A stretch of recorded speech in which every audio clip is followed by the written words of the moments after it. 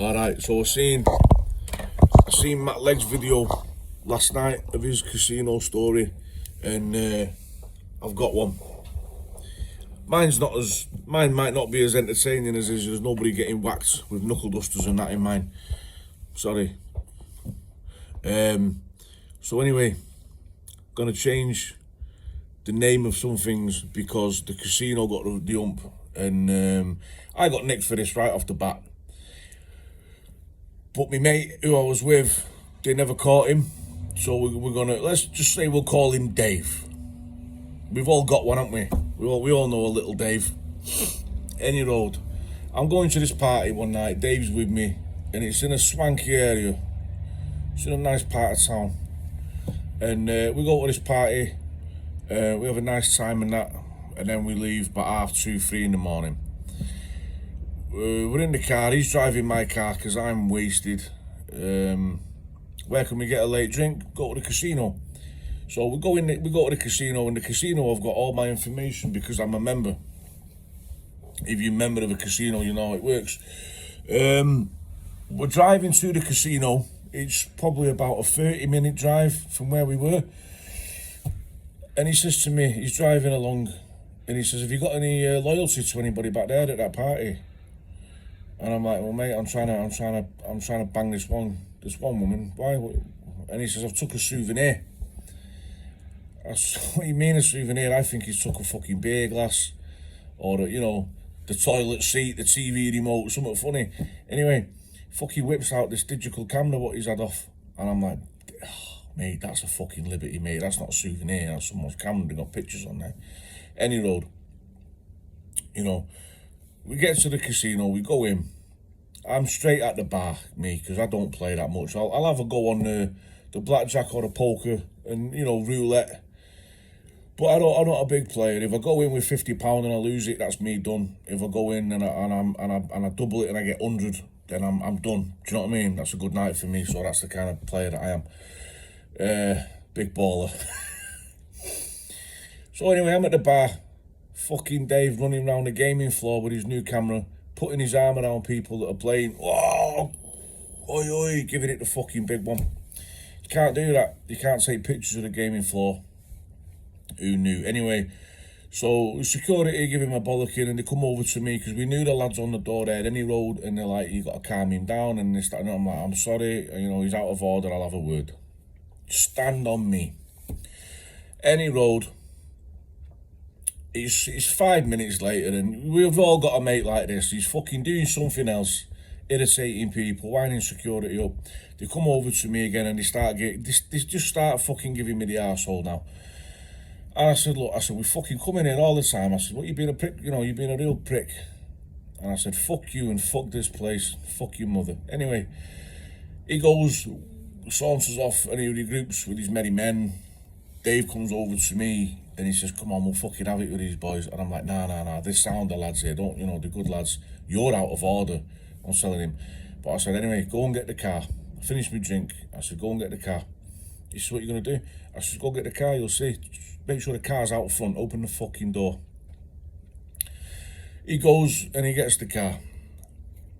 So I see these fucking 4 or 5, I can't remember how many, they're coming over to me, and they're about to eject me out of the casino, probably using my head to open the door. And they come over, and one of them steps forward, so there's going to be some dialogue. So I put my hands up, I do that palm out thing. "All right, boys, don't want any aggro." But there was one chair in the lounge in this casino. If you're from the area where I am, you'll probably have heard of this, and you probably think, did some dickhead actually do this? Yeah.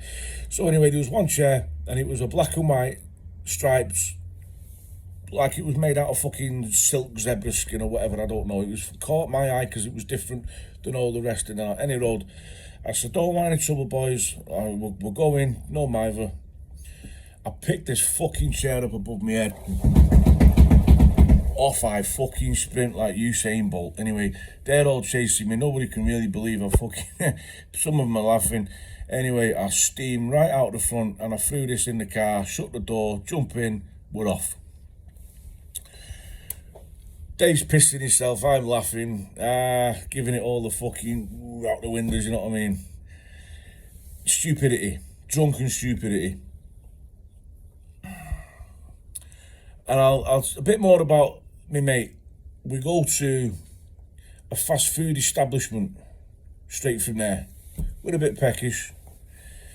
We go to a fast food establishment. Now this fast food establishment, at some point in the night, the early hours of the morning, they stop making, you know, dinner and they go to breakfast menu. Well, Dave wanted dinner.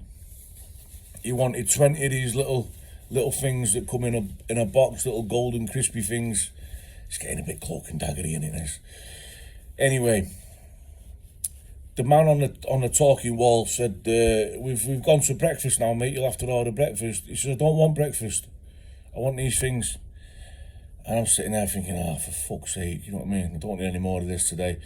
Anyway, he says, have you got a manager in there? And he says, yeah, of course. He says, get the fucking manager at the window, I'm coming.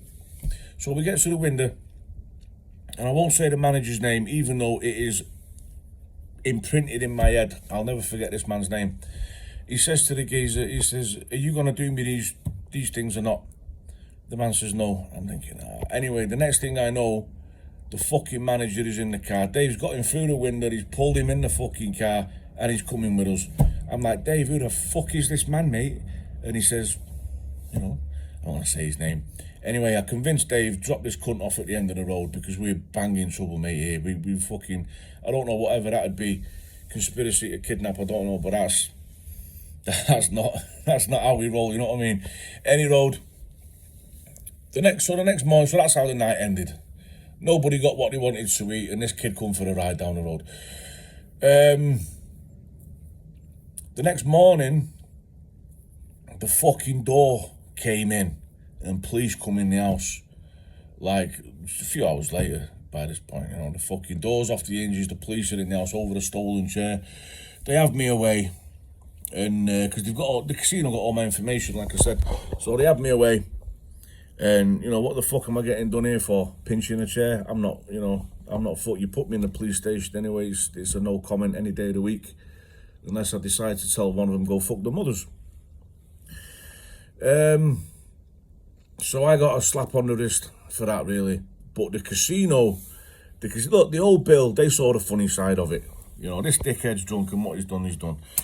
We're having a giggle. The casino got the ump.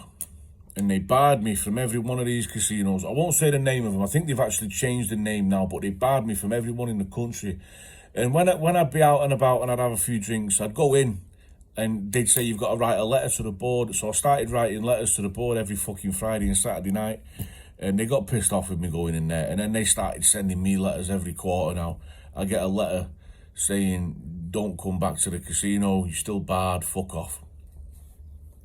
So I can't remember what year that was. The last time I got into any trouble was 2013. And it was something silly.